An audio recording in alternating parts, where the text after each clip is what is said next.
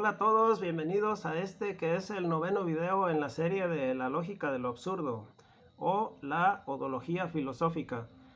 En el video anterior hacía una crítica a la lógica aristotélica, a los principios lógicos de identidad, de no contradicción y de tercer excluido, concretamente en su aplicación a dinámicas sociales. Decía también que dado lo falible de la conducta humana, la aplicación de la lógica aristotélica parece no ser muy útil y sí en cambio es riesgosa, peligrosa, debido a que lo otro, o sea, lo no yo, lo no mío, lo no nuestro, se desvaloriza, se pasa por alto, no se toma en cuenta, lo cual explica en buena parte la depredación del medio ambiente, la discriminación del migrante extranjero, el racismo, el clasismo, la misoginia y en general la violencia hacia el extraño, hacia aquello que consideramos que no vale la pena o de plano que no importa. El ser de ese otro es un no ser con respecto a lo que es, o sea, a lo que sí importa, a lo que sí vale la pena, lo que sí es nuestro, lo que sí es mío, etc. Lo no nuestro, cuando se ha admitido como un riesgo, como un peligro, como un elemento corruptor de lo nuestro, ha justificado genocidios, guerras de religión, conflictos raciales, entre otras calamidades sociales en el transcurso de la historia humana. Y aquí pregunto, ¿qué tanto el uso de la lógica aristotélica ha permitido, incentivado o fomentado estas calamidades? Obviamente esta es una respuesta difícil, ya que pues incluye diferentes aspectos, pero echando la mirada hacia adelante, también vale la pena preguntarnos si conviene que sea de tipo lógico una humanidad como proyecto. O sea, el desarrollo de la humanidad hacia un modelo de convivencia más humano entre humanos y responsable en su relación con el otro, por ejemplo, con la naturaleza.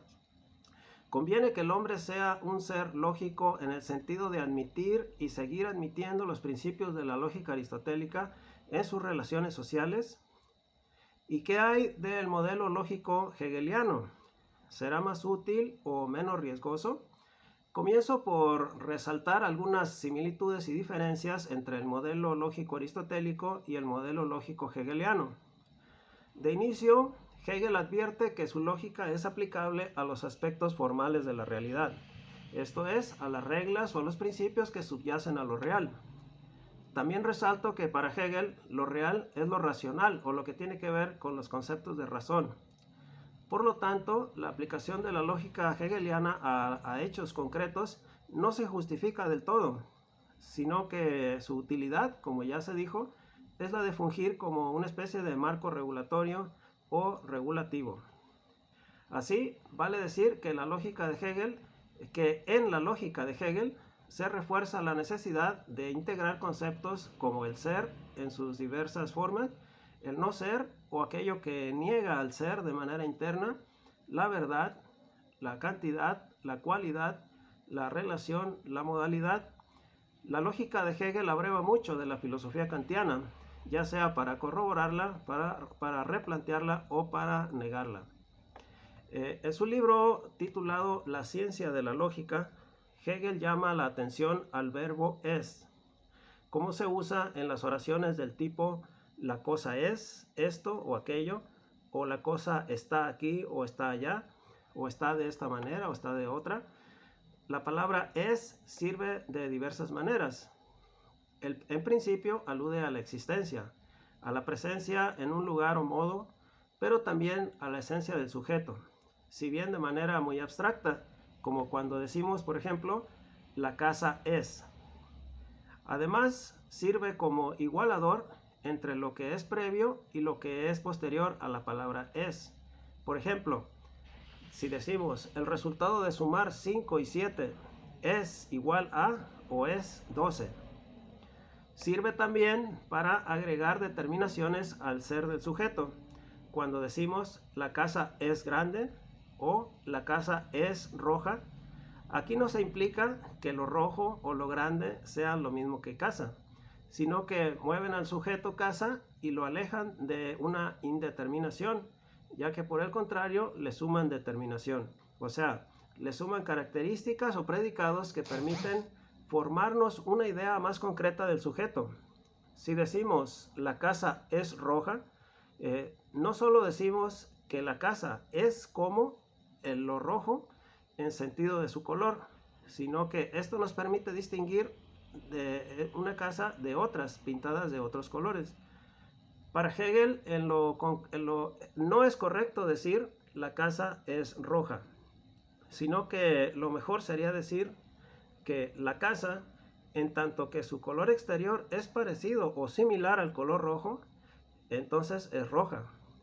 No se establece entonces aquí una relación de identidad, sino de similitud, condicionada a la relación que exista entre el color rojo como tal y el color exterior de la casa. Por este motivo, el principio de identidad aristotélico pierde su valor categórico y más bien parece incluir en un mismo principio lo categórico y lo hipotético. Dicho de otra manera, el ser de la cosa queda determinado por su relación con lo otro, que en principio lo niega, pero luego lo integra en un nuevo ser con una nueva determinación.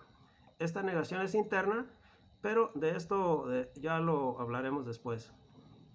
Incluso aquí el ser no recae en una cosa, sino que cae en la relación misma. Esto queda patente cuando Hegel afirma que la verdad de las cosas se encuentra en las relaciones entre las cosas y no en las cosas mismas. Cuando Hegel admite que la cosa es, no lo hace en el mismo sentido de Aristóteles. Para Aristóteles, la cosa es porque existe, porque de hecho existe en el mundo, con todas sus posibilidades ya incluidas. Para Hegel, en cambio, la cosa comienza a ser en sentido absoluto, o sea, sin cualidad ni cantidad. Es un modo de ser tan indeterminado que igualmente podríamos decir con la misma certidumbre que la cosa no es. Entonces, en la lógica de Hegel es perfectamente válido decir que la cosa es y no es al mismo tiempo y en el mismo sentido. Esto, por supuesto, es un total absurdo desde la perspectiva de Aristóteles, pero también de Parménides y de todos los lógicos de esa misma línea de pensamiento. Cabe aclarar que este desacuerdo surge debido a que Hegel se refiere exclusivamente a los conceptos de razón, como ya habíamos dicho primero, en tanto que la postura aristotélica se refiere a los modos de ser de las cosas concretas en el mundo. ¿Cómo entonces la cosa comienza a ser en la lógica hegeliana? La respuesta a esto es con cada nueva determinación. Cada detalle que demos adicional a la explicitación de aquello que la cosa es, cómo es, para qué es, etc., acerca a la cosa a un modo de ser más concreto en su cantidad y cualidad. Pero además, como ya lo anticipé, por más determinaciones o detalles que demos, la cosa nunca es en sí, sino que lo que verdaderamente es son las relaciones entre las cosas y sus determinaciones. Esto que he dicho sin duda será tachado de absurdo, pero no lo es tanto desde la lógica de Hegel. Aquí me explico. La postura de Hegel refiere que la verdad de dos entes o más consiste en su relación mutua y queda ejemplificado cuando se refiere al concepto de medida. Dice Hegel que el desarrollo de la medida contiene su relación, de tal manera que la identidad de que ellos, dos o más entes, son en sí mismos, se convierte en su relación del uno con el otro. Este es un concepto de verdad totalmente innovador en filosofía, pero este concepto ya previamente era usado en matemáticas. Por ejemplo, la verdad o la razón entre dos o más números es la diferencia que hay entre ellos. La verdad, lo que se le conoce en inglés como ratio, o como aquí por ejemplo la verdad en una serie que fuera 20, 30, 40, 50 y así hasta el infinito, la verdad de esta serie es el número 10. Es lícito anticipar que en esta serie los números subsecuentes aumentarán en su cantidad de 10 en 10. También en lo cotidiano, la verdad viene determinada por la relación entre personas. La verdad, por ejemplo, del papá es su relación con su hijo. o con sus hijos. Esta relación es formal, pero puede ser que el papá sea un papá biológico, pero también es cualitativa. Se puede ser papá por generación, como papá biológico, pero también por una relación en la que el papá, sea biológico o no, de verdad asuma dicho rol en lo cotidiano.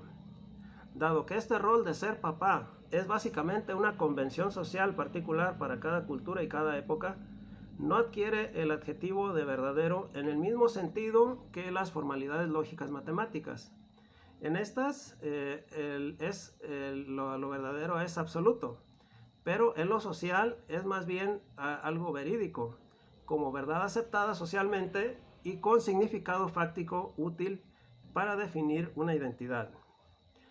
Como nota al pie diré que este concepto de significado fáctico o significancia, como noción significante o significativa, abrió diversas posibilidades para posteriores teorías existencialistas, hermenéuticas y de filosofía del lenguaje ya en el siglo XX. Concluyendo con esta parte del argumento, conviene decir que el ser en Hegel se manifiesta en 4 aspectos que recuerdan a las categorías kantianas. Dichas categorías se dividen en 2 grupos. El grupo llamado categorías dinámicas, que incluye la relación y la modalidad. En la relación obviamente incluye la relación categórica, la relación hipotética y la relación disyuntiva. Y en la modalidad se incluye la modalidad de existencia, de posibilidad y de necesidad. En el grupo de características matemáticas, que incluye la cantidad, estas también incluyen lo que es lo singular, lo particular y lo universal.